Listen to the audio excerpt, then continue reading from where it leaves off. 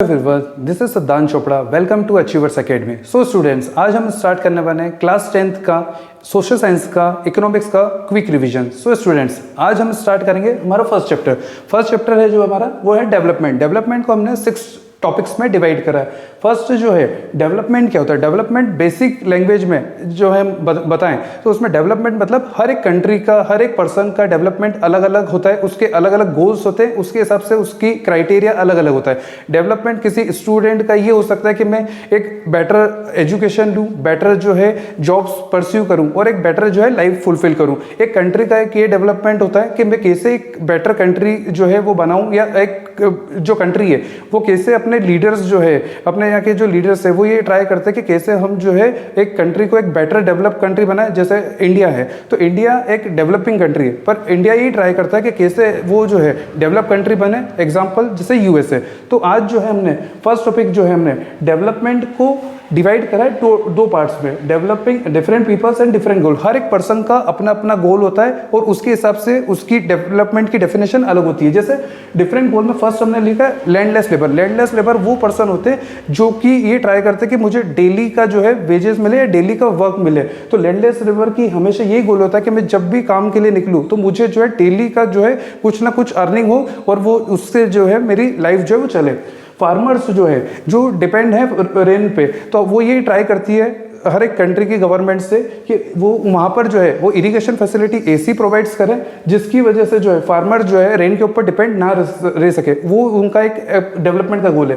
एक गर्ल है जो रिच फैमिली से बिलोंग करती है और वो अर्बन सिटीज़ में रहती है। वो ये ट्राई करती है कि मुझे जैसे मेरी फैमिली में मेरे ब्रदर को ट्रीट करा जाता है वैसे मुझे ट्रीट करे, मुझे फ्रीडम हो अपनी लाइफ का डिसीजन लेने के लिए, और मुझे अगर अब्रॉड में पढ़ने जाना है तो मैं जा सकूँ, उसकी फ्रीडम हो। तो हर एक पर्सन का अपना अपना गोल होता है और उसके हिसाब से वो स्टेप्स लेते हैं। ठीक है, अब नेक्स्ट जो टॉपिक हमारा income and other goals. Income क्या एक्चुअली क्या है, जो भी हम हर एक पर्सन, जैसे कोई लेबर है तो वो ये ट्राई करता है कि मुझे एक बेटर वेज मिले। एक सैलरी पर्सन है तो वो ये ट्राई करता है कि मुझे एक बेटर सैलरी मिले। और अगर एक फार्मर है तो वो ये ट्राई करेगा कि मुझे मेरी क्रॉप्स के अच्छे प्राइजेस मिले।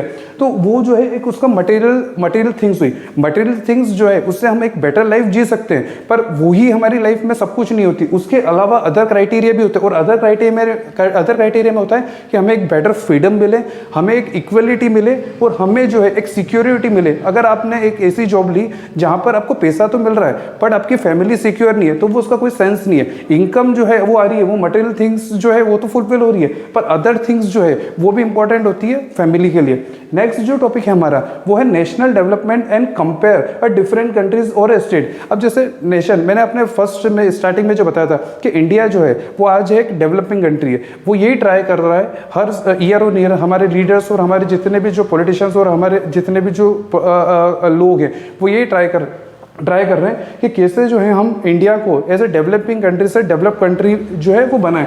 तो हर एक कंट्री का एक अपना गोल होता है, पर उसके लिए आज गवर्नमेंट ऑफ इंडिया जो है वो ये ट्राई कर रहा है कि कैसे हम जो है बेसिक फैसिलिटीज जैसे हेल्थ है, एजुकेशन है, जो बेसिक है हर एक पर्सन को बहुत इंपॉर्टेंट रहती है, कैसे हम बेटर इंफ्रास्ट्रक्चर दें, तो उन पे वो पहले फोकस कर रहे हैं। उसके बाद फिर वो जो है वो अलग अलग क्राइटेरियाज पे फोकस करेंगे। तो नेशन की डेवलपमेंट जो है हर एक कंट्री के लिए बहुत इंपॉर्टेंट होती है। और कंपेयर अगर हम करेंगे जैसे कंट्रीज का, तो इसमें हमने 2 क्राइटेरिया बनाए जिसमें टोटल इनकम। अब टोटल इनकम जो है स्टूडेंट्स वो एक सही क्राइटेरिया नहीं है, सही मेजर्स नहीं, क्योंकि टोटल इनकम जो है हर एक कंट्री जो है, कोई कंट्री होगी जो जिसकी पॉपुलेशन ज्यादा होगी, किसी की पॉपुलेशन कम होगी, तो वो एक क्राइटेरिया नहीं है जिसकी वजह से हम पर्टिकुलरली पर पर्सन की इनकम डिफाइन कर सकें। तो इसके लिए हमने एक सेकंड मेजर्स दिया है, उसका नाम है एवरेज इनकम। एवरेज इनकम को जो हम पर कैपिटल इनकम कहते हैं। इसके अंदर क्या होता है कि जितनी भी जो इनकम होती है कंट्री की उसको डिवाइड कर देते हैं हम टोटल पॉपुलेशन से, तो हमारी एक एग्जैक्ट मालूम पड़ जाता है कि हर एक कंट्री एक्चुअल में पर पर्सन कितना अर्न कर रहा है। जिसके अंदर उन्होंने जो है क्राइटेरिया बनाए कि अगर 49,300 यूएस डॉलर से अगर कोई पर्सन ज़्यादा अर्न कर रहा है तो वो हाई इनकम कंट्रीज में कहलाएगा। 2500 यूएस डॉलर से अगर कोई कम अर्न कर रहा है तो वो लो इनकम्स में कहलाएगा। और इंडिया जो है वो 6,700 यूएस डॉलर जो है एनुअली जो है यहाँ के लोग जो है पर पर्सन जो है वो अर्न करते हैं, तो वो हम जो है उसमें लो मिडिल इनकम में जो है आते हैं। हमारा जो नेक्स्ट टॉपिक है हमारा वो है income and other criteria, income and other criterias में हमने जो है वो ये डिवाइड करा है। अब जैसे इनकम है तो इनकम हम जो है इसके अंदर ये देखेंगे स्टेट्स के हिसाब से क्या क्या पर पर्सन की इनकम है हमारे यहाँ पर इंडिया में जो है। जैसे हमने हरियाणा लिया है, केरला लिया है और बिहार लिया है, ठीक है। इसको हमने पर कैपिटल इनकम्स में जो है डिफाइन करा है और यहाँ पर हमने सम अदर कंपेरेटिव डाटा दिया है। यहाँ पर तो हमने इनकम देख ली कि पर पर्सन इतना कमाता है, यहाँ पर जो है और दूसरे जो क्राइटेरिया जैसे हमने वहाँ पर पहले बताया था कि material things and non material things के अलावा भी जो नॉन मटेरियल थिंग्स भी जो होती है, तो ये other criteria other comparative data जो है वो भी जो है वो नॉन मटेरियल थिंग्स या दूसरी चीज़ों में ही जो है आते हैं इनकम के अलावा, ठीक है।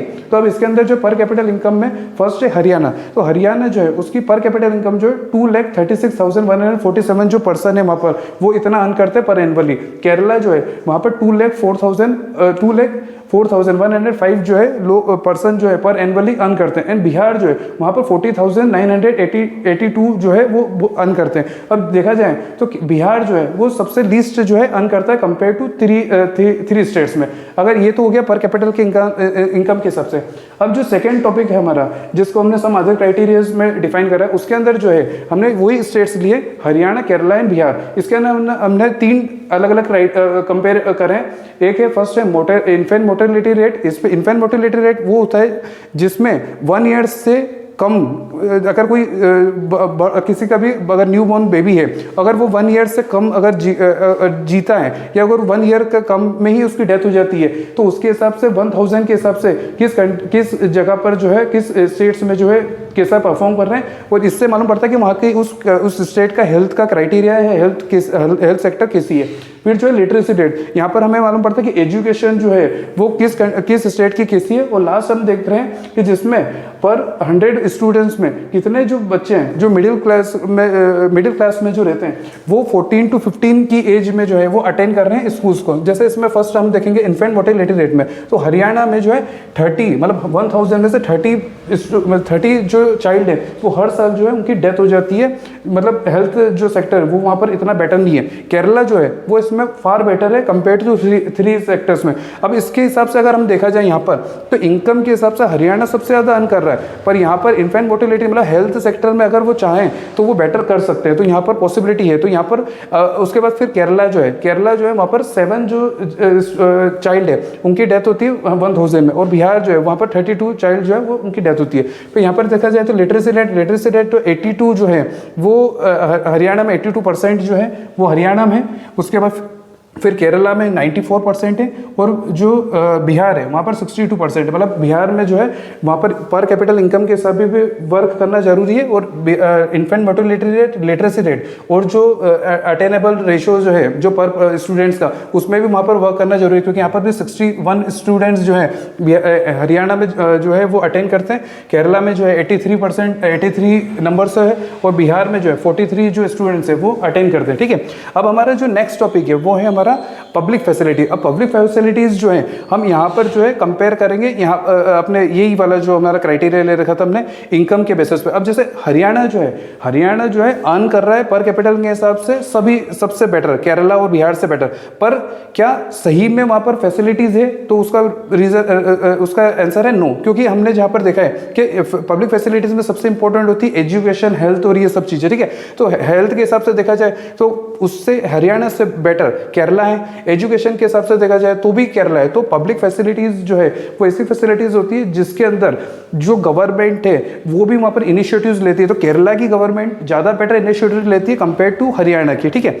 लास्ट टॉपिक जो है हमारा वो है sustainable development. Sustainable development actually ये टॉपिक इतना ज़रूरी आज के टाइम पे इसलिए है क्योंकि सस्टेनेबल डेवलपमेंट में ये होता है कि हमें ये पता चलता है कि अगर आज जिस हिसाब से हम डेवलपमेंट कर रहे हैं, हम ये ट्राई कर रहे हैं कि इंडिया को या हर एक डेवलपिंग कंट्री ये ट्राई कर रही है कि हम जो है हमारी कंट्री को डेवलप करेंगे। और डेवलप हम इस हिसाब से करेंगे कि जिसमें जो है हम हर एक इंडस्ट्रीज़ को, पोल्यूटेड इंडस्ट्रीज हुई या जो ज़्यादा से ज़्यादा पोल्यूशन करेंगे, तो हम आने वाले टाइम में जो है ऐसी कंट्री बना देंगे जहाँ डेवलप्ड तो होगी पर वहाँ पर हेल्थ इश्यूज़ होंगे और सब प्रॉब्लम्स होगी। तो वहाँ पर जो हमें ऐसी कंट्री बनाना है जहाँ डेवलपमेंट हो पर सस्टेनेबल हो, एक पैरेलल चलता रहे। मतलब हम एनवायरनमेंट का भी ध्यान रखें और डेवलपमेंट का भी ध्यान रखें। इसके अंदर हमने 2 एग्जांपल्स लिए। फर्स्ट है ग्राउंड वाटर एक्चुअली एग्जांपल इसलिए लिया है क्योंकि हम जिस हिसाब से ग्राउंड वाटर का ओवर यूज कर रहे हैं उसकी वजह से एक स्टडी हुई थी जिसके अंदर बताया था कि 300 डिस्ट्रिक्ट जो हमारी इंडिया की वहाँ पर जो है 20 ईयर्स में 4 मीटर तक का जो वाटर है वो लेवल कम हो गया है। और हरियाणा पंजाब में जिस हिसाब से वाटर जो है ग्राउंड वाटर का लोग यूज़ करते हैं, आज वहाँ पर जो है जब वो ग्राउंड वाटर का यूज़ करते हैं तो उससे अभी जो से निकालते हैं वो वाटर्स को, तो वहाँ पर केमिकल्स के पार्टिकल्स जो है उसमें आते हैं, जिसकी वजह से जो है हेल्थ इश्यूज जो है वहाँ पर बढ़ रहे हैं। और नेक्स्ट जो टॉपिक हमने एग्जाम्पल्स लिया वो लिया क्रूड ऑयल का। क्रूड ऑयल जो है हम जिस हिसाब से पेट्रोल्स और डीजल्स और इसका जितना ओवर यूज़ कर रहे हैं उसकी वजह से इन्वायरमेंट को भी इम्पैक्ट हो रहा है। और वो भी एक स्टडी के हिसाब से बताया कि जैसे मिडिल ईस्ट है जो एक मेन रिजर्व है जहाँ पर अपने क्रूड ऑयल का, वहाँ पर भी अभी जो है 808,000 बिलियन बैरल्स जो है वही हमारे पास में प्रेजेंट है, जो कि सिर्फ 70 ईयर्स ही जो है वो हमारे पास में है। उसके बाद में 70 ईयर्स के बाद में हमें दूसरे सब्स्टिट्यूट के ऊपर ढूंढना पड़ेगा। अगर हम सस्टेनेबली आज अगर हम प्रॉपर तरीके से अगर क्रूड ऑयल को यूज़ करेंगे तो, और हम जो इलेक्ट्रिसिटी और जो एक फ्रेंडली इन्वायरमेंट फ्रेंडली अगर व्हीकल्स में जाएंगे तो हो सकता है कि हमारा क्रूड ऑयल जो है 70 ईयर्स से ज़्यादा टाइम तक भी जो है रह सकता है। यूएसए जो है वहाँ पर 50,000 मिलियन बैरल जो है वो रिजर्व प्रेजेंट है, जो कि सिर्फ 10.5 ईयर्स तक ही जो है वो रहेगा। और वर्ल्ड जो है, वर्ल्ड के हिसाब से देखा जाए तो 1697 जो है थाउजेंड बैरल्स जो है हमारे पास रिजर्व है, जो सिर्फ और सिर्फ 50 ईयर्स तक ही रहेगा। मतलब अगर हम इन शॉर्ट हम देखा जाए तो अगर हम सस्टेनेबल डेवलपमेंट करेंगे तो हम खुद के साथ साथ फ्यूचर की जो जनरेशन है उसको भी जो है सेफ और एक बेटर रिसोर्सेज प्रोवाइड कर सकते हैं। सो स्टूडेंट्स, आई होप कि आपको ये फर्स्ट जो हमारा चैप्टर है वो समझ में आया होगा। आप इसको स्क्रीनशॉट ले लीजिए, हम नेक्स्ट चैप्टर जो है स्टार्ट करते हैं। हमारा जो नेक्स्ट चैप्टर है वो है sectors of Indian economy. Sectors of Indian economy में जो है हम जो है ये डिस्कस करेंगे कि क्या क्या सेक्टर्स होते हैं इंडिया की इकोनॉमी के लिए। और इंडिया की इकोनॉमी में जो है हमने 3 सेक्टर्स में जो है उसे मेनली डिवाइड करा है, primary sector, secondary sector, tertiary sector. Primary sectors क्या होता है? प्राइमरी सेक्टर्स वो सेक्टर्स होता है जिसमें हम जो है माइनिंग, एग्रीकल्चर से रिलेटेड जो चीज़ें होती है वो सब चीज़ें, जो भी रॉ मटेरियल्स से रिलेटेड या फिर जो भी हम नेचर से जो एक्सट्रैक्ट करते हैं वो सब चीज़ें जो है प्राइमरी सेक्टर्स में आती है। सेकेंडरी सेक्टर्स वो होता है, सेकेंडरी सेक्टर को हम इंडस्ट्रियल सेक्टर्स भी कहते हैं। सेकेंडरी सेक्टर्स में जो है हम वो चीज़ें प्रोड्यूस करते हैं जो कि as a raw materials industries में आती है और फिनिश्ड गुड्स बन के जो है वो हमें जो है एज अ मार्केट्स में मिलती है। और जो टर्शियरी सेक्टर है उसे हम सर्विस सेक्टर्स भी बोलते हैं। सर्विस सेक्टर्स वो होते हैं जो कि एज अ बैंकिंग हुआ, इंश्योरेंस हुआ, ये जो टर्शियरी सेक्टर्स है प्राइमरी सेक्टर्स और सेकेंडरी सेक्टर्स को सपोर्ट करता है।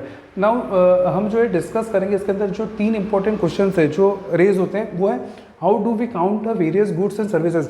गुड्स और सर्विसेज जो इतने सारे प्राइमरी सेक्टर्स में बहुत सारे गुड्स एंड सर्विसेज जो प्रोड्यूस होते हैं, सेकेंडरी सेक्टर्स में, टर्शियरी सेक्टर्स में, ये तीनों जो है अलग अलग चीज़ें जो है सर्विसेज और अलग अलग चीज़ें जो हमें प्रोडक्शंस और सब चीज़ें प्रोवाइड्स करते हैं, तो वो कैसे जो है गुड्स और सर्विसेज को हम काउंट करते हैं। तो काउंट करने के लिए सबसे इंपॉर्टेंट रहता है कि जो भी चीज़ चाहे प्राइमरी सेक्टर्स में बन रही हो, सेकेंडरी सेक्टर्स में बन रही हो, या फिर वो ट्रांसपोर्टेशन के थ्रू जो है हमें मिल रही है, हम जो है उसको जो है सभी को काउंट करते हैं। और फाइनल जो गुड्स होता है, जो हमें एंड यूजर्स एंड कस्टमर्स को जो मिलता है वो होता है फाइनल गुड्स, तो उसे हम काउंट करते हैं एज अ फाइनल गुड्स में।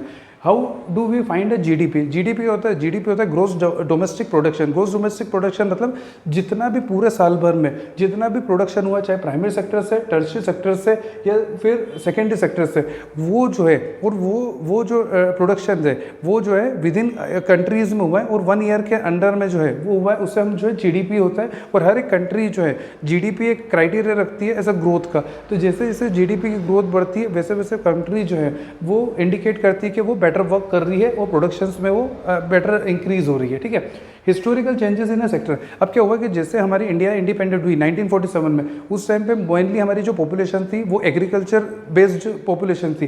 फिर धीरे धीरे जो है गवर्नमेंट ने इनिशिएटिव्स लिए, इंडस्ट्रीज में इनिशिएटिव्स लिए, सर्विस सेक्टर्स डेवलप करे, हेल्थ में प्राइवेट स्कूल्स, अलग अलग जो है बड़ी बड़ी कंपनीज जो है वो फिर जैसे जैसे धीरे धीरे ओपन हुई उस हिसाब से जो है हमारे यहाँ पर सेक्टर्स जो है चेंज हुए। प्राइमर से लोग जो है धीरे धीरे जो है वो सेकेंडरीज में और सेकेंडरीज से टर्शियरी में जो है वो शिफ्ट होने लगे। नेक्स्ट जो हमारा जो टॉपिक हुआ है primary secondary tertiary sectors in India. Primary sector, secondary sector, tertiary sector जो है इंडिया में वो कैसा क्या परफॉर्म करते हैं। मेनली जो है हमारे पर जो आज भी जो पॉपुलेशन है हमारी वो मोस्टली जो है प्राइमरी सेक्टर्स में इंगेज है। सेकेंडरी सेक्टर्स में हमारी कुछ जो भी कुछ इंडस्ट्रीज हैं जो वहाँ पर लोग जो है वो इंगेज है। और टर्शियरी सेक्टर्स में मेनली जो है वो लोग जो है सर्विसेज प्रोवाइड करते हैं। अब कैसे जो है टर्शियरी सेक्टर्स जो है वो राइज हुआ, एक्चुअली क्या हुआ कि जब प्राइमरी सेक्टर जो है 1947 में जब इंडिया इंडिपेंडेंट हुआ उस टाइम पे गवर्नमेंट ने जो है प्राइमरी सेक्टर्स पे बहुत फोकस करा। उसके बाद में जब सेकेंड सेक्टर्स की जब बारी आई थी तो हमने इंडस्ट्रीज को डेवलप करा। पर 1991 में जब हमने एलपीजी को अडॉप्ट करा, लिबरलाइजेशन, प्राइवेटाइजेशन, ग्लोबलाइजेशन, तो उसकी वजह से हमें जो है हमारे यहाँ पर जो शिफ्ट है वो सबसे ज़्यादा दिखा वो टर्शियरी सेक्टर्स में। तो टर्शियरी सेक्टर में एक्चुअली क्या है, सब चीज़ें जो भी सर्विसेज है, जैसे हेल्थ सर्विसेज हुई है, उसके बाद फिर बैंकिंग सर्विसेज, इंश्योरेंस सर्विसेज, उसके बाद फिर टूरिज्म हुआ, तो वो जो है वो सेक्टर जो है वो रेज मतलब बढ़ने लग गया। उसका मेन रीज़न था कि लोगों की जो इनकम है 1991 के बाद से लोगों की इनकम जो है वो इंक्रीज होने लग गई और लोगों की जो डिमांड्स है अलग अलग गुड्स और अलग अलग सर्विसेज की वो बढ़ने लग गई थी। इस वजह से टर्शियरी सेक्टर्स हैं वो हमारे इंडिया में बढ़ा और उसका हम जो है जीडीपी में भी जैसे शेयर्स देखेंगे तो हमें साफ दिख रहा है। जैसे प्राइमरी सेक्टर्स में जो है वो 45% 1973 में हमारे जीडीपी में कंट्रीब्यूशन था और अब जो है 2013-14 में वो गिर के जो है 13.94% ही रह गया है। सेकेंडरी सेक्टर्स में जो है हमारा जीडीपी का कंट्रीब्यूशन जो था वो 20% था, जो कि अब जो है और कम हो गया है। मतलब जो इंडस्ट्रियल सेक्टर जो सबसे ज़्यादा जो है एम्प्लॉयमेंट प्रोवाइड करती है वो सेक्टर्स जो है हमारा वो डिक्लाइन हो रहा है। तो गवर्नमेंट को यहाँ पर जो है सेकेंडरी सेक्टर है इस पर वर्क करने की बहुत ज़रूरत है। वो टर्शियरी सेक्टर जो सर्विस सेक्टर है वहाँ पर 1973 में 35% जो हमारा जीडीपी में कंट्रीब्यूशन था, जो कि बढ़ के 67.36% हो गया।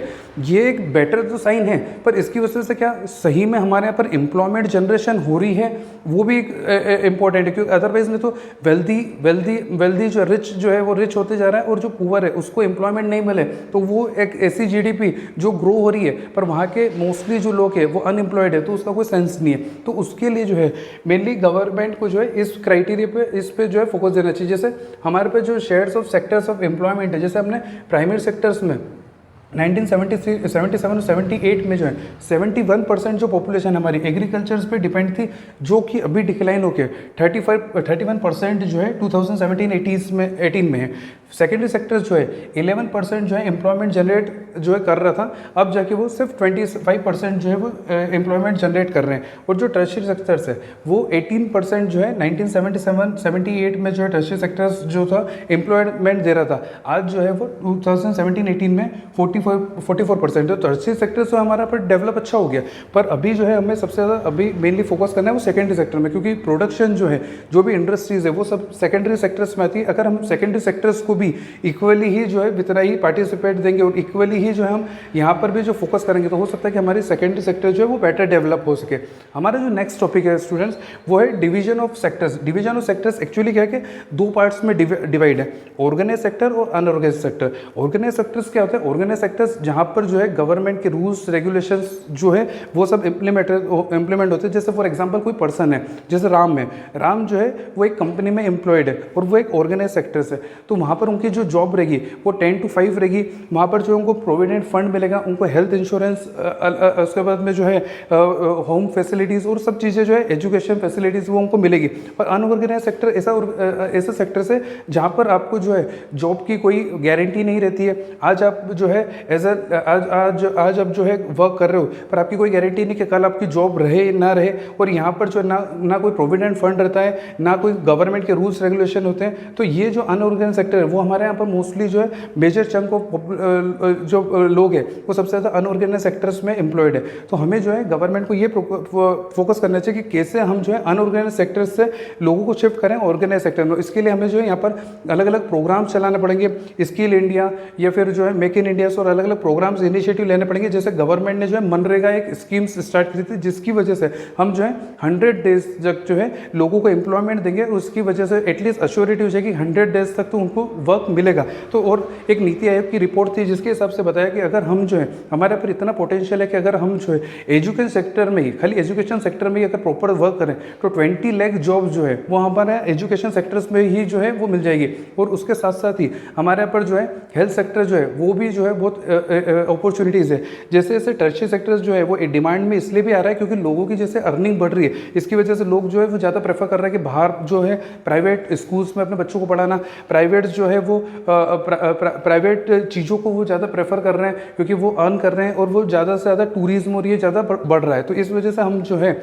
अगर वो लोगों को अनऑर्गेनाइज सेक्टर से ऑर्गेनाइज सेक्टर्स में लाएंगे तो ऑटोमेटिकली उनका लिविंग स्टैंडर्ड से वो बेटर बढ़ेगा।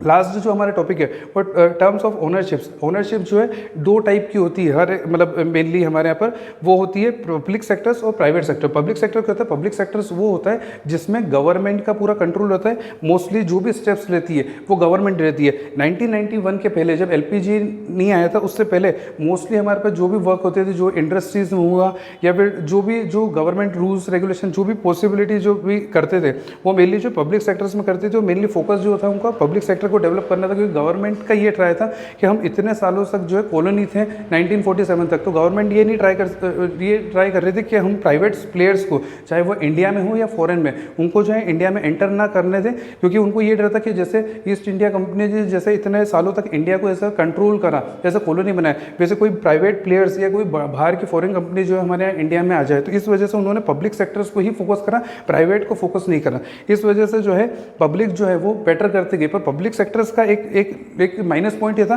कि एक लिमिट तक वो जो है अपने एम्प्लॉयमेंट जनरेट कर सकती थी, एक लिमिट तक उनके पास में फाइनेंस था। पर 1991 में जब एलपीजी जब हमारे पर अडॉप्ट हुआ तब वो एक स्टेप आई थी जब गवर्नमेंट ने प्राइवेट को अलाउ करा, वो प्राइवेट को फ्री करा कि अब आप आपके हिसाब से जो है एक्सपांड कर सकते हो, आपके हिसाब से जो भी गुड्स और सर्विसेज मंगा सकते हो। तो पब्लिक में जो है पूरा गवर्नमेंट का कंट्रोल रहता है, प्राइवेट में जो है पूरा प्राइवेट प्लेयर्स जैसे रिलायंस हुआ, टाटा हुए, तो ये सब जो है प्राइवेट कंपनीज होती है जहाँ पर रूल्स रेगुलेशन जो है वो उनके हिसाब से चलते हैं। एक जो मॉडल चलता है वो पीपीपी मॉडल है, वो इसमें है नहीं, पर वो जनरली जो है हमारे काम में आता है इकोनॉमिक्स में, पब्लिक प्राइवेट पार्टनरशिप, जिसमें जो है आजकल क्या हो रहा है कि जैसे हमारे यहाँ पर रोड से इसका वर्क चलता है, जैसे बड़े बड़े रोड से बड़े बड़े जो है लेन्स चलती है, तो उसमें क्या करते हैं कि पब्लिक की रोड, पब्लिक जो है गवर्नमेंट की रोड रहती है, वो टेंडर देते हैं प्राइवेट को कि वो इतने साल तक जो है वो प्राइवेट जो है वो वर्क करे, उसका जो भी चार्जेस है वो कलेक्ट करे एज ए टोल, और उसके बाद जो है वो हैंड ओवर कर दे प्राइवेट पब्लिक सेक्टर्स को। तो वो होता है PPP model, public private partnership.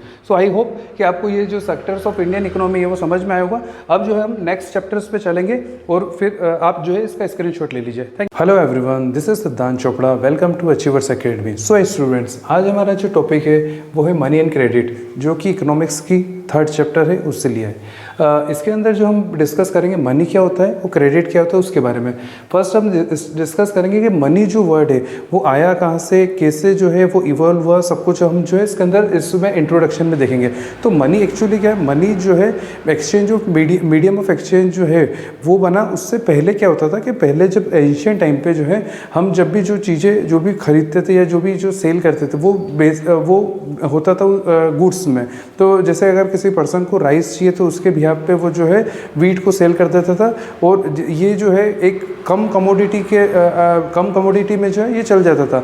पर जैसे जैसे कमोडिटीज़ बढ़ी, जैसे जैसे हमारा मार्केट्स बढ़ा, उस हिसाब से जो है हम जो है अलग अलग वेज ढूंढने लगे जिसके थ्रू जो है हम जो है ट्रेडिंग करने लगे। एक टाइम जब आता है जब हम जो है आपस में जो है वो एक कमोडिटी में डील नहीं कर पाते, तो उस पर हम देखते हैं कि कैसे हम जो है कुछ अलग करेंसीज या कुछ अलग जो है यूनिट्स ढूंढे जिसके थ्रू हम जो है exchange of medium of exchange कर सकते हैं। अब जैसे जो इसके अंदर जो टॉपिक है double coincidence of want, double coincidence of want तब होता है जब किसी पर्सन को, जैसे फॉर एग्जांपल मैं जो है वीट प्रोड्यूस कर रहा हूँ, तो अगर मैं वीट प्रोड्यूस कर रहा हूँ तो अगर मैं वीट को सेल कर रहा हूँ और मुझे जो राइस चाहिए तो वो मेरे लिए बेनिफिशियल है, क्योंकि मैं किसी पर्सन को वीट दूंगा और उसके बिहाफ पे मुझे राइस मिल जाएंगे। तो वो होता है डबल कोइंसिडेंस ऑफ वांट। पर हर बार ऐसा नहीं होता है, ये कभी ना कभी ऐसा होता है कि जब मुझे जो है वीट के बदले में राइस नहीं चाहिए, मुझे और कोई सी कमोडिटी चाहिए, तो वहाँ पर जो है हमें मीडियम ऑफ एक्सचेंज जो है कुछ और लाना पड़ता है। तो जैसे जैसे हमारी जो है इकोनॉमी जब इवॉल्व हुई, तो उसके बाद में हमने जो है जैसे जब किंग्स थे पहले जब इनिशियली, तो वो अलग अलग जो है मेटल्स और अलग अलग कॉइन्स लाए, और उस हिसाब से उन्होंने जो है हमारे यहाँ पर जो है करेंसीज को डेवलप कर रहा है। ठीक है, तो जैसे इसके अंदर हमने देखा है कि इसके अंदर देखेंगे हम कि मॉडर्न फॉर्म्स ऑफ जो मनी है उसके अंदर है करेंसीज एंड डिपॉजिट्स। करेंसीज जो है हमारे यहाँ पर इंडिया में जो करेंसी है, जो नोट्स है वो जो है प्रिंट होते हैं, वो बाय आरबीआई जो है वो करती है, और जो ऑथोराइज होती है गवर्नमेंट ऑफ इंडिया के। और डिपॉजिट विद द बैंक जो है, डिपॉजिट विद द बैंक मतलब ये क्या हुआ, एक्चुअली पहले क्या होता था कि लोग जो है जो भी अर्न करते थे वो अपने घर में ही जो है वो सेफ रखते थे। पर जैसे बैंक्स जो इवॉल्व हुई हमारे यहाँ पर जब इंडिपेंडेंट के पहले, तो लोगों की हैबिट हुई कि वो जो है जो भी अर्न करते थे उसका जो सेविंग है वो धीरे धीरे जो बैंक्स में जो है डिपॉजिट करने लगे। इसकी वजह से उनकी सेविंग की भी हैबिट हो गई, और फ्यूचर में जब भी उनको पैसे की रिक्वायरमेंट होती थी तो वो जो है बैंक से निकाल लेते थे। तो बैंक से निकालने की वजह, बैंक्स में जब वो डिपॉजिट करने लगे तो बैंक्स ने उन्हें इंटरेस्ट जो है वो प्रोवाइड करने लग गए। तो इंटरेस्ट की वजह से उनका जो मनी है वो धीरे धीरे जो है एक तो सेव भी हुआ और उसके ऊपर इंटरेस्ट जो है वो मिला, इसकी वजह से वो उनका जो मनी है वो बढ़ता गया। फिर जो हमारा अगला जो टॉपिक है loan activities of a bank. Loan activities जो है, लोन एक्टिविटीज़ कैसे, अब जो भी पैसा हमने जो बैंक में डिपॉजिट करा, तो अब ये बैंक जो है जब तक इसको अगर यूज़ नहीं करेगी, इस पैसे को, जो भी ऐसा जो पर्सन है जिसके पास सरप्लस मनी है, अगर वो उसने बैंक्स में डिपॉजिट करा और वो बैंक वाले अगर उसको यूज़ नहीं करेंगे, उसको अगर वो जो है मार्केट में जो है वो अगर मार्केट में जो है वो नहीं देंगे किसी जिस भी पर्सन को रिक्वायरमेंट है, तो उसका कोई सेंस नहीं है। तो आरबीआई ने ये रूल बनाया कि कोई भी बैंक एटलीस्ट जो है 15% जो भी उसका अमाउंट है, फॉर एग्जांपल 100 करोड़ है, तो 100 करोड़ अगर बैंक के पास में कैश पड़ा है तो 15% मतलब 15 करोड़ जो है वो अपने पास में एज अ कैश जो है वो हमेशा उनको रखना पड़ेगा। और बाकी का जो अमाउंट है 85 करोड़ वो जो है वो लैंड कर सकती है, वो जो है लोन दे सकते हैं जिस भी पर्सन या जो भी बोरोवर्स होता है उनको रिक्वायरमेंट के लिए। तो जो लोन एक्टिविटीज़ है वो बैंक में ऐसे स्टार्ट हुई और बैंक की जो सबसे ज़्यादा मेन अर्निंग होती है वो लोन से ही होती है। जो लोन जो है बैंक जो है वो जो भी पर्सन बायर जो है, जैसे किसी पर्सन ने बैंक में जो है लोन मनी डिपॉजिट करा तो उसको बैंक जो है वो सेविंग अकाउंट पे जैसे फॉर एग्जांपल 6%, ये एफडी में भी 6.5 और 7% जो देती है। पर किसी पर्सन को, बोरोवर को, जो पर्सन जो है लोन लेने आया बैंक में, तो वहाँ पर जो है वो 11%, 12%, 13% पे जो है वो उन्हें लैंड करती है। तो इसका जो डिफरेंस होता है वही मेनली जो है बैंक की अर्निंग होती है और उसी से जो है बैंक जो है वो अर्न करती है। तो बैंक जो है एज अ मीडिएटर होती है, जो पर्सन जो पैसा डिपॉजिट कर रहा है और जिसे पैसे की रिक्वायरमेंट होती है उसके बीच में एज अ मीडिएटर का काम करती है। ठीक है। और टू डिफरेंट क्रेडिट सिचुएशन जो है वो हम इसके अंदर देखेंगे। दो डिफरेंट क्रेडिट सिचुएशन में क्या है, एक पर्सन है जो फॉर्मल वर्क कर रहा है, जिसकी डेली जो है हर मंथ जो है सैलरी आ रही है, वो फॉर्मल सेक्टर्स में काम कर रहा है, उनकी जो हेल्थ इंश्योरेंस सब कुछ है, उनके पास में कोलेटरल सब कुछ है। तो यहाँ पर जो क्या होता है कि एक पर्सन जो है जो फॉर्मल सेक्टर्स में और जो जिन्हें डेली जो है अर्निंग हो रही है, जो बिल्कुल गवर्नमेंट के हिसाब से जो है वो एज अ पर्सन जो है कैपेबल है कि वो लोन ले सकता है, तो उस सिचुएशन में जो है बैंक जो है उसे कम रेट ऑफ इंटरेस्ट पे जो है वो लोन प्रोवाइड कर देगी। पर फॉर एग्जांपल एक पर्सन है, जैसे फॉर एग्जांपल राम जो है वो एज अ लैंडलेस या फिर एज अ फार्मर है, जो वो स्मॉल फार्मर है, उसके पास में जो है इतनी कोई प्रॉपर्टीज़ या इतना कुछ नहीं है कि वो जो है लोन ले सके बैंक से। तो वो क्या करता है, मनी लेंडर्स के पास जाता है और मनी लेंडर्स से जो है वो पैसा कलेक्ट करने का ट्राई करता है। पर क्या होता है कि मनी लेंडर जो है वो आपको ईजिली पैसा तो प्रोवाइड कर देंगे, पर वो उनकी जो रेट ऑफ इंटरेस्ट है वो बहुत ज़्यादा हाई होती है। अब फॉर एग्जांपल कि वो राम जो है जिसने लोन लिया है एज अ मनी लेंडर से या पैसा लिया है जो मनी लेंडर से, अगर उसकी क्रॉप जो है अगर वो सही ग्रो हो गई तो ठीक है, अदरवाइज अगर उसकी क्रॉप सही ग्रो नहीं हो पाती है और अगर कोई ड्रॉट हो गया, कोई फ्लड आ गया, कोई भी ऐसी सिचुएशन आ गई जिसकी वजह से उसकी क्रॉप जो है डैमेज हो जाती है, या कोई इंसेक्ट्स की वजह से या फिर कोई भी प्रॉब्लम्स की वजह से अगर उसकी क्रॉप जो है वो डैमेज हो जाती है, तो इससे क्या होगा कि वो जो है पे नहीं कर पाएगा और वो एक डेप्ट की सिचुएशन पे आ जाएगा। और एक ऐसा टाइम आएगा कि जो बच्चा कुचा जो उसके पास में जो एक पीस ऑफ लैंड है वो भी जो है मनी लेंडर जो है उसके पास से वो ले लेगा। तो दो सिचुएशन होती है। तो इसीलिए गवर्नमेंट जो है वो ये ट्राई करती है कि मोस्टली लोग जो हैं वो फॉर्मल सेक्टर्स में गवर्नमेंट के थ्रू जो है वो लोन्स को जो है लें। फिर है terms of credit. Terms of credit में क्या एक्चुअली क्या होता है कि जो भी टर्म्स ऑफ क्रेडिट एक्चुअली क्या होता है कि जितने भी टाइम के लिए, ड्यूरेशन के लिए आपको चाहिए उसके हिसाब से आपको जो है बताना पड़ता है कि आपको जो है कितने टाइम के। जैसे लोन्स जो है वो 3 टाइप के होते हैं, एक होता है स्मॉल मतलब शॉर्ट टर्म लोन, एक होता है मीडियम टर्म लोन और एक लॉन्ग टर्म लोन होता है। तो वो डिपेंड करता है कि आपको किस टाइप के लोन चाहिए। जैसे इसके अंदर है आपको होम लोन चाहिए, तो होम लोन में जैसे मान लो कि 5 ईयर्स के लिए आपको होम लोन चाहिए, तो 5 ईयर के लिए आपको लोन चाहिए, मीन्स फॉर एग्जाम्पल 15 लाख जो है आपको 5 ईयर्स के लिए लोन चाहिए, तो 11 या 10 to 11% जो है आपको होम लोन्स जो है आपको इजीली मिल जाएगा अगर आपके पास में कोलेटरल्स आपके पास है। वो कोऑपरेटिव्स लोन क्या होता है, कोऑपरेटिव्स क्या होता है कि जैसे फार्मर कोऑपरेटिव्स, अलग अलग कोऑपरेटिव्स जैसे प्रोडक्शन कोऑपरेटिव्स, तो ये क्या होते हैं एक ऑर्गेनाइजेशन रहती है जो सब साथ में मिलके जो है फार्मर कोऑपरेटिव में हाउसिंग कोऑपरेटिव्स होते हैं, तो ये क्या करते हैं सब साथ में मिलके जो है लोन्स लेते हैं और वो बैंक से लेते हैं और वो जो है सब साथ में एक ऑर्गेनाइजेशन जो फॉर्म करते हैं उसी नाम पे जो लोन मिलता है और उनको जो है इजीली वहाँ पर जो है लोन्स जो है बैंक दे देती है। जैसे हमारे यहाँ पर जो हम देखेंगे फॉर्मल सेक्टर्स में इंडिया में, जैसे हम इसके अंदर चार्ट में देखेंगे तो मोस्टली लोग जो हैं वो लोन जो या पैसा जो कलेक्ट करते हैं वो मोस्टली मनी लेंडर्स से करते हैं। उसके बाद में कोऑपरेटिव सोसाइटीज़ जो हैं, जो अभी अपन ने यहाँ पर देखा cooperative society, farmers cooperative society, उसमें जो है 25% लोग जो है वो मनी कलेक्ट करते हैं, और कमर्शियल बैंक जो 25% है। पर मेनली जो मेजर चंक आज भी जो है हमारे पास मनी लेंडर्स से ही लोग जो है वो लोन लेते हैं। उसका रीज़न ये है कि अगर हम जो है बैंक्स में जाएंगे, कोऑपरेटिव सोसाइटी में या कहीं और किसी से भी लोन लेते हैं तो वहाँ पर जो है हमारे को कोलेटरल देना पड़ता है। पर हमारे यहाँ पर मोस्टली जो है लोग जो है लैंडलेस लेबर्स हैं या फिर ऐसे फार्मर्स हैं जिनके पास में या तो खुद की प्रॉपर्टीज़ नहीं है या फिर प्रॉपर्टीज़ है पर वो इतनी छोटा पीस ऑफ प्रॉपर्टी है कि उनको जो है लोन इजीली नहीं मिलता है। तो वो क्या मनी लेंडर्स के पास जाते हैं और वहाँ से जो है हाई रेट ऑफ इंटरेस्ट पे जो है वो जो है मनी कलेक्ट करते हैं, जो कि एक ऐसा डेब्ट ट्रैप है जब जो कि उससे जो है वो पर्सन जो है बाहर कभी भी नहीं आ पाता है। तो इस वजह से गवर्नमेंट ऑफ इंडिया जो ये ट्राई कर रही है कि कैसे ये मनी लेंडर की जो डिपेंडेंसी है लोगों की वो कम करें और लोगों के बीच में अवेयरनेस करें और ईजी करें। हम जो है जो भी लोन की फैसिलिटीज़ जो बैंक्स देती है वो ईजी करते हैं, ताकि कोई पर्सन जिसके पास में अगर कोई कोलेटरल नहीं भी हो तो भी जो है वो बैंक्स के पास आए और वो जो है ईजीली उनको लोन्स मिल जाए। तो ये एक स्ट्रक्चर था जिसके थ्रू हमने ये देखा कि आज भी जो है लोग जो है डिपेंड है मनी लेंडर्स पे, पर धीरे धीरे जो है लोगों की जो सोच चेंज हो रही है और आज भी जो है कॉमर्शियल बैंक्स और कोऑपरेटिव सोसाइटीज़ की हेल्प से वो जो है धीरे धीरे लोन्स को जो है वो ले रहे हैं। अब जो लास्ट टॉपिक इस चैप्टर का वो है self help group. Self help group क्या है? सेल्फ हेल्प ग्रुप क्या होता है कि एक्चुअली अब जो ये डेट ट्रैप्स और इसमें जो लोग जो फंस जाते हैं उसका एक सोल्यूशन है self help group. Self help क्या होता है? एक फार्मर या एक जो फैमिलीज़ होती है, छोटी फैमिलीज़, वो जो क्या करती है कि वो मतलब आसपास के जो नेबर्स होते हैं 15 to 20 वुमेन्स हुई तो वो कलेक्टिवली मिलती है और वहाँ पर जो है वो 1 ईयर या 2 ईयर्स तक जो है वो पैसे को जो है कलेक्ट करती है। उसके बाद में वो बैंक के पास में जाती है, वहाँ पर जो है वो बताती है कि हम जो है कलेक्टिवली जो है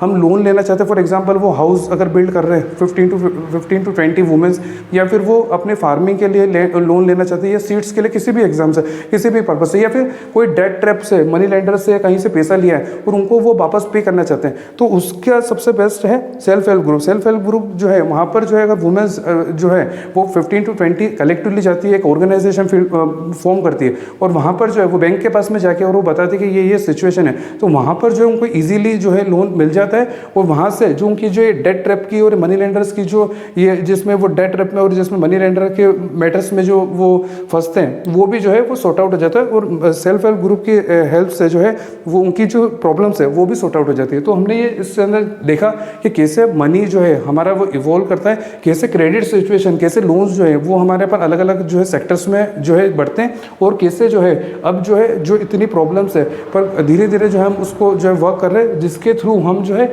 जो भी प्रॉब्लम्स है उसको सॉर्ट आउट कर रहे हैं। तो ये जो हमारा रिवीजन जो 3rd चैप्टर का था वो अब कंप्लीट होता है। हम जो है नेक्स्ट जो है 4th चैप्टर देखेंगे और उसके बाद जो इकोनॉमिक्स का जो हमारा रिवीजन सीरीज है वो कंप्लीट हो जाएगी। फ्रेंड्स आज हमारा जो नेक्स्ट चैप्टर है, लास्ट चैप्टर इकोनॉमिक रिवीजन का जो है वो है globalisation and Indian economy. Globalisation and Indian economy में हम ये देखेंगे कि कैसे ग्लोबल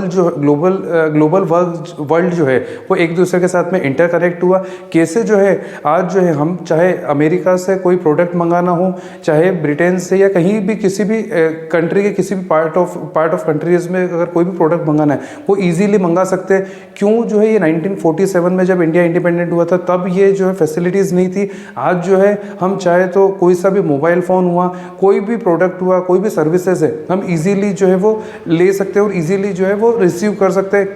क्यों? आज जो है हमारे यहाँ पर बड़ी बड़ी कंपनीज, MNCs कंपनीज और बड़ी बड़ी जो है बड़ी बड़ी कोऑपरेटिव्स और आज जो है हमारे यहाँ पर है बड़ी बड़ी बैंक्स, इंटरनेशनल बैंक्स और सब चीज़ें जो है वो हमारे यहाँ पर है। वो कैसे हुआ, कैसे जो ग्लोबलाइजेशन ने इंडिया की इकोनॉमी को इम्पैक्ट करा, कैसे आज जो हमारी इकोनॉमी वो इतनी फास्ट ग्रो कर रही है, वो इस चैप्टर में हम देखेंगे। तो हमारा जो फर्स्ट टॉपिक है वो है production across the country. Actually क्या हुआ कि जब पहले क्या था कि 1947 में जब हमारे इंडिया इंडिपेंडेंट हुआ तो हम जो लिमिटेड एरिया में जो है प्रोडक्शंस करते थे, पर जैसे जैसे हम जो है जैसे जैसे हमने जो है हमारी पॉलिसीज चेंज करी, सबसे मेजर जो पॉलिसी चेंज हुई थी वो 1991 में हुई थी जब हमने LPG, लिबरलाइजेशन, प्राइवेटाइजेशन, ग्लोबलाइजेशन, जो ग्लोबलाइजेशन है वो वर्ड बहुत इंपॉर्टेंट है LPG में, जो कि इस चैप्टर से लिंक है। ग्लोबलाइजेशन में क्या करा हमने, जितनी भी जो कंपनीज थी, जितने भी जो हमारे रिस्ट्रिक्शन से जो है वो हटा दिए थे और जितनी भी जो बड़ी बड़ी कंपनीज है जो फॉरेन में, उनको अलाउ करा था कि वो हमारे मार्केट्स में आए, मार्केट में रीच करें है और वो जो है अपने यहाँ का जो भी पूरी फैक्ट्रीज है, जो उनका सेटअप जो है वो हमारे इंडिया में जो है वो कर सकते हैं। तो उसके लिए हमने क्या करा था कि प्रोडक्शन अक्रॉस द कंट्रीज, हमारे पर जो प्रोडक्शन है वो हर एक कंट्री में, पहले क्या होता था कि कुछ एरिया में जो है प्रोडक्शन होता था, कुछ पार्ट्स में और कुछ पर्टिकुलरली जो है आइटम्स होते थे उसी का प्रोडक्शन होता था, क्योंकि उस टाइम पे जो है हम इतने ज़्यादा डेवलप नहीं थे। पर जैसे हमने जो एलपीजी इंट्रोड्यूस करा, जब ग्लोबलाइजेशन जब हुआ, जब ग्लोबली जो है कंपनियां रीच करने लगी थी एक कंट्री से दूसरी कंपनी में, तो उससे हमारा जो प्रोडक्शन लेवल है वो इंक्रीज हुआ। अलग अलग सेक्टर्स में हमारी इंडिया की इकोनॉमी जो है वो धीरे धीरे ग्रो होने लग गई थी। जो एमएनसीज हैं, मल्टीनेशनल कंपनीज वो कंपनीज होती है जिनका जो प्रोडक्शन है एक कंट्री के साथ साथ दूसरी कंट्रीज में भी जो है अलग अलग कंट्रीज में जो होता है। जैसे इंडिया में जो एमएनसीज कंपनीज है, जैसे टाटा मोटर्स हुई, फिर इंफोसिस हुई, एरनबैक्सीज हुई, तो ये अलग अलग मल्टीनेशनल कंपनीज है। और ये कम एमएनसीज बनी जब हमने जो है एलपीजी, जब लिबरलाइजेशन, प्राइवेटाइजेशन, ग्लोबलाइजेशन करा, तब हमारे यहाँ की प्राइवेट कंपनीज को ये मौका मिला कि वो भी जो एक एमएनसीज कंपनी बन सके और उनका जो प्रोडक्शन है आज वो जो है वो एक अलग ही लेवल पे जो है वो पहुंच गया। अब जैसे interlinking product across the countries, interlinking क्या होता है, एक्चुअली क्या होता है कि जैसे फॉर एग्जांपल हमारे यहाँ पर जो है पहले जो टॉयज जो होते थे वो हमारे यहाँ पर प्लास्टिक्स के या फिर मिट्टीज के जो टॉयज चलते थे, पर कैसे क्या हुआ कि हमारे यहाँ की जो टॉय इंडस्ट्रीज है वो ड्रास्टिकली चेंज हुई जब चाइना ने जो है ये देखा कि इंडिया की जो टॉय इंडस्ट्रीज है वो हम जो है वो ग्रैब कर सकते हैं। कैसे, वहाँ के जो चाइना की जो टॉय इंडस्ट्रीज थी वो उन्होंने ऐसे ऐसे प्रोडक्ट बनाए जो कि इंडिया के मार्केट्स में जो है वो रीच करा और वहाँ से जो है उन्होंने हमारे की टॉय इंडस्ट्रीज को जो है पूरा एक्वायर कर लिया। तो जब इंटरलिंकिंग हुआ प्रोडक्शन का अक्रॉस द कंट्री, तो पहले वो चाइना में ही वो प्रोडक्ट जो है बनाते थे, आज जो उनकी कंपनीज जो है इंडिया में है और वो जो है इंडिया में भी जो है वो प्रोडक्ट जो है वो प्रोड्यूस कर रही है। Foreign trade and integration of a market, foreign trade actually क्या हुआ कि जब हमने ग्लोबलाइजेशन करा तो फॉरेन ट्रेड जो है वो हमारा बढ़ा। फॉरेन ट्रेड के साथ साथ क्या हुआ कि बड़ी बड़ी जो बाहर की जो कंपनीज है उन्होंने भी इन्वेस्टमेंट जो है इंडिया में जो है वो स्टार्ट करा। उसको बोलते हैं foreign direct investment, FDI. Foreign direct investment जो होता है वो होता है मतलब लॉन्ग टाइम के लिए। जैसे कोई कंपनी है, जैसे फॉर एग्जाम्पल सैमसंग है, तो सैमसंग जो है उन्होंने क्या करा कि उनकी जो यूनिट है प्रोडक्शन वो हमारे इंडिया में ही स्टार्ट कर दी। उससे क्या हुआ कि उनका जो प्रोडक्शन है वो भी यहाँ इंडिया में होने लग गया और दूसरा कि उनको जो है लो रेट में जो है लेबर्स मिलने लगा है और जो है स्किल्ड और अनस्किल्ड लेबर जो कि दोनों जो है फैक्ट्रीज में जो है उनकी रिक्वायरमेंट रहती है, तो स्किल्ड और अनस्किल्ड लेबर जो दोनों उनको अवेलेबल हो गए। इस वजह से जो है उनका जो मार्केट्स है वो भी धीरे धीरे जो है बढ़ने लग गया था। उसके बाद जो है ग्लोबलाइजेशन क्या होता है, ग्लोबलाइजेशन मतलब वही मतलब आप जो है एक कंट्री से दूसरी कंट्रीज में इजीली रीच कर सकते हैं, अपनी कंपनीज को सेटअप कर सकते हैं, अपना पूरा ऑफिस जो है वो वहाँ पर सेटअप कर सकते हो। ग्लोबलाइजेशन बहुत इंपॉर्टेंट था एक अपनी जो है ओपन इकोनॉमी के लिए। जो आज हम जिस सिचुएशन पे हैं उसमें बहुत इंपॉर्टेंट रोल जो है ग्लोबलाइजेशन ने भी करा, जिसकी वजह से हमने जो भी जो रिस्ट्रिक्शंस थी ग्लोबलाइजेशन के बाद में सभी जो हटा दी और हर एक कंपनी जो है हमारे यहाँ पे इजीली जो है सेटअप कर सके, ऐसी गवर्नमेंट ने जो है पॉलिसीज बनाई थी।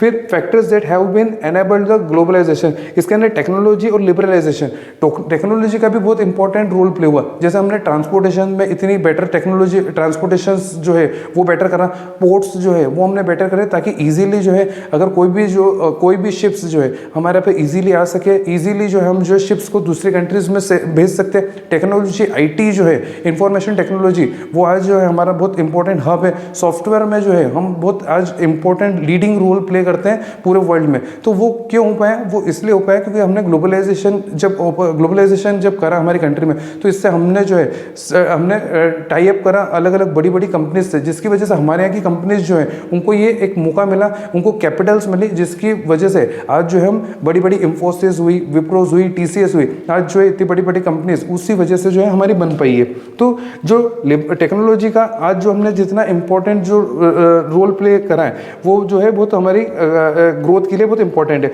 Liberalisation of foreign trade, liberalisation क्या, जब एलपीजी जब हुआ था लिबरलाइजेशन भी बहुत इंपॉर्टेंट था क्योंकि हमारे यहाँ पर ट्रेड बैरियर्स बहुत ज़्यादा थे, हम कुछ भी चीज़ें ओपन नहीं कर सकते, अगर कुछ भी ओपन करना था तो गवर्नमेंट को जो है वो परमिशन लेनी पड़ती थी। तो इतने जो बैरियर्स थे इसकी वजह से कोई भी बाहर की कंपनी इवन छोड़ो प्राइवेट हमारे इंडिया की कंपनीज भी जो है वो ज़्यादा स्टेप्स ले नहीं पाते थे क्योंकि रिस्ट्रिक्शन बहुत ज़्यादा थी। तो उस वजह से लिबरलाइजेशन हुआ, हमारे यहाँ की जो पॉलिसीज चेंज हुई, इसकी वजह से हमारे पास इन्वेस्टमेंट आने लग गया, हमारे यहाँ की प्राइवेट जो कंपनीज थी वो भी जो हमारे पर इंडिया में इन्वेस्ट करने लगी, जिसकी वजह से इंडिया जो है धीरे धीरे ग्रो करने लग गया।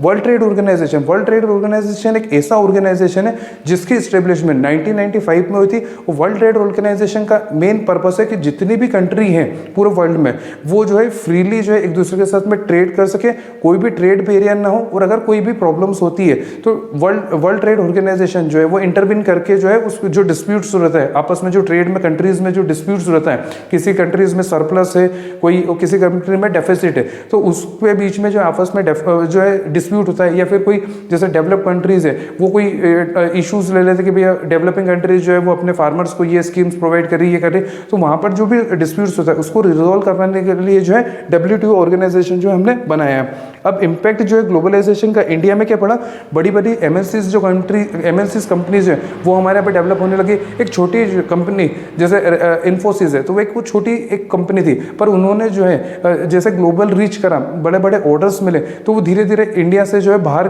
कंट्रीज में गई। आज जो है वो इतनी बड़ी कंपनी हो गई कि वो मोस्टली हर एक कंट्रीज में जो है उसका जो कुछ ना कुछ जो है वर्क जो है वो चल रहा है। अब जो टॉप इंडियन कंपनीज जो थे उन्होंने बहुत इंपॉर्टेंट रोल पे लगा। आज हमारे इंडिया की जो इकोनॉमी जो डेवलप हुई है उसमें हमारे यहाँ की जो बड़ी बड़ी कंपनीज, हमारे यहाँ की MNCs जो कंपनीज, उनका भी बहुत मेजर रोल था। वो जैसे जैसे डेवलप हुई उन्होंने हमारी कंट्रीज में जो है वो कंट्रीब्यूट करा, हमारे यहाँ पर टैक्सेस दिए, जिसकी वजह से गवर्नमेंट ऑफ इंडिया ने जो है हमारे यहाँ पर जो है वो सोशल वेलफेयर में काम करा। वो बहुत सारी MNCs कंपनीज हैं आज भी, जैसे टाटा हुई या फिर इन्फोसिस हुई जो कि, या फिर विप्रो हुई, तो आज भी जो है वो हमारे यहाँ पर सोशल वर्क्स में भी जो है बहुत आगे रोल प्ले कर रही है, जिसकी वजह से हमारे जो लिविंग स्टैंडर्ड्स है और हमारे के जो लोगों की कंडीशन है वो भी धीरे धीरे इंप्रूव हो रही है। और जो लास्ट टॉपिक है हमारा वो है the struggle of fair globalisation. हमें ये पता है कि ग्लोबलाइजेशन की वजह से हमारे यहाँ पर बहुत अच्छी चीज़ें हुई, इकोनॉमी हमारी बेटर डेवलप हुई, पर एक्चुअल में देखा जाए ना तो ग्लोबलाइजेशन से मेनली उन लोगों को जो है बेनिफिट हुआ जो कि एजुकेटेड थे, जो रिच थे, जो कि उस ग्लोबलाइजेशन की अपॉर्चुनिटीज़ को ग्रैब कर पाए। पर बहुत सारे ऐसे भी लोग थे जो आज भी जो ग्लोबलाइजेशन से उनकी लाइफ को इतना इम्पैक्ट नहीं हुआ, जैसे हमारे के जो लैंडलेस लेबर्स हैं या फिर जो अनएजुकेटेड या फिर जो अनएम्प्लॉयड पर्सन है। आज जो गवर्नमेंट जो है, मेनली गवर्नमेंट को वो इनिशिएटिव लेना चाहिए कि वो गवर्नमेंट जो है ऐसी पॉलिसीज़ बनाए जिसके थ्रू जो है उन्हें लोगों को जो है एम्प्लॉयमेंट मिल सके, और जो है वो ज़्यादा से ज़्यादा जो है हमारे यहाँ पर लोग जो अनएम्प्लॉयमेंट से एम्प्लॉयड हो सके और उनके जो लिविंग स्टैंडर्ड है वो बढ़ सके। तो एक्चुअल में देखा जाएगा हमारा तो ग्लोबलाइजेशन जो है इंडिया में एक्चुअल में इम्पैक्ट कर पाएगा। आई होप कि आपको ये जो चैप्टर्स है और हमारी जो सीरीज़ है इकोनॉमी की जो रिवीजन सीरीज़ है वो समझ में आई होगी। अगर आपको समझ में आई हो, अगर कोई डाउट्स हो तो आप प्लीज़ कमेंट करें। अगर आपको अच्छी लगी हो तो लाइक करें और सब्सक्राइब करना ना भूलें। नेक्स्ट जो हमारी जो रिवीजन सीरीज़ है वो ऐसे ही कंटिन्यू होगी, अलग अलग टॉपिक्स में हम जो है अलग अलग जो रिवीजन सीरीज़ लाएंगे। तो आई होप आप उसे भी वॉच करेंगे और आप जो है जितने भी जो आपके फ्रेंड्स सर्कल्स हैं उनको जो है वो शेयर करेंगे ताकि उनको भी जो लास्ट टाइम पे जो है वो रिविजन्स में हेल्प मिले। Thank you.